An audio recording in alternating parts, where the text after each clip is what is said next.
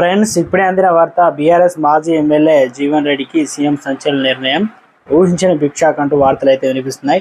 దీనికి సంబంధించి వివరాలు చెప్పడానికి వీడియో చేయడం జరుగుతుంది.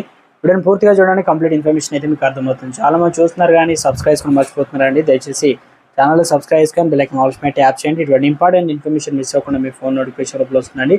చూస్తున్నారు కానీ లైక్ చేయడం లేదు. దయచేసి లైక్ చేయండి. ఇన్ఫర్మేషన్ అందరూ రీచ్ చేసిన గత ఏడాది చివరిలో తెలంగాణ అసెంబ్లీ ఎన్నికలు జరిగాయి. ఎన్నికల్లో కాంగ్రెస్ ఘన విజయం సాధించి ప్రభుత్వాన్ని ఏర్పాటు చేసింది.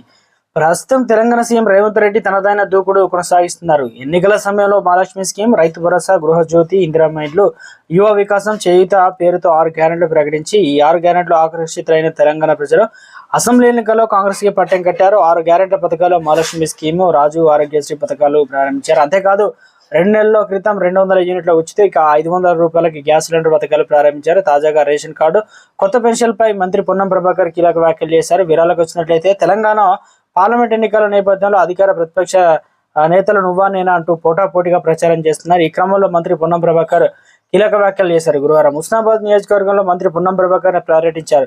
ఈ సందర్భంగా ఆయన మాట్లాడుతూ గత ప్రభుత్వం రేషన్ కార్డును నిర్లక్ష్యంగా వహించిందని, తమ ప్రభుత్వం రేషన్ కార్డుల విషయంలో ప్రత్యేక దృష్టి సాధించి ప్రచారం చేస్తున్న సమయంలో కేబీ కాలనీ ఇల్లు లేని వారికి మొదట ఇల్లు మంజూరు చేస్తాం, ఇక్కడ ఇల్లు చూసి బాధ వేసింది. అసెంబ్లీలో ఈ విషయం గురించి మాట్లాడి ఇక మాజీ సీఎం 10 ఏళ్ళు అధికారం ఉండి 2000 పెన్షన్లు మాత్రమే ఇచ్చారని మంత్రి పొన్నం మాట్లాడుతూ, గత ప్రభుత్వం డబ్బులు దళితులకు 3 ఎకరాల భూమి ఇచ్చిందా, దళిత బంధు ఎంతమందికి ఇచ్చింది, ఉద్యోగాలు వచ్చాయా, రుణమాఫీ ఊసేలేదని, కాంగ్రెస్ ప్రభుత్వం ఎన్నికల హామీలో ఇచ్చిన 6 గ్యారెంట్లు అమలు చేస్తూ వస్తుంది. త్వరలో మిగిలిన హామీలు కూడా నెరవేర్చి తీరుతాం.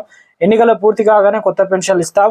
ప్రస్తుతం ఉన్నటువంటి పెన్షన్లు 4000 పెంచుతాం. ఇందిరమ్మ ఇండ్లు మంజూరు చేస్తాం. మహాలక్ష్మి స్కీమ్ అర్హులైనటువంటి మహిళలకు 2500 ఇస్తామని అన్నారు. ప్రతిపక్షాల మోసపూరిత మాటలు నమ్మొద్దని, ప్రజాపక్షాన నిలిచే పార్టీ కాంగ్రెస్ అని గెలిపించాలని కోరారు.